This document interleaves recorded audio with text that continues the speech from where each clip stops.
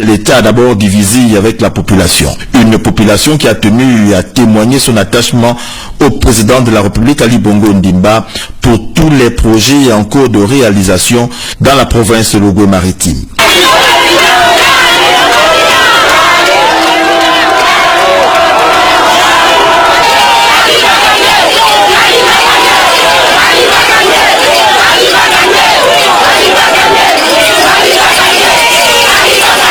Quatre temps forts ont marqué cette cérémonie: les discours du maire de la commune de Port-Gentil, celui du directeur général de Total, ensuite le discours du ministre des Transports et enfin la visite guidée du chef de l'État Ali Bongo Ondimba. Les travaux ont consisté à l'allongement de la piste d'atterrissage de 1900 mètres à 2600 mètres, la construction d'un aérogare de 5600 mètres carrés. L'ancien pavillon présidentiel a été démoli.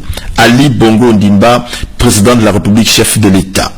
C'est un grand moment pour la ville de Port-Gentil.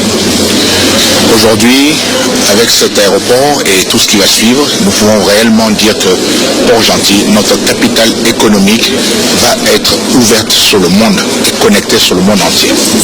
D'abord, il faut dire que nous faisons des efforts et nous allons continuer des efforts importants pour que les infrastructures portuaires de Port-Gentil se développent.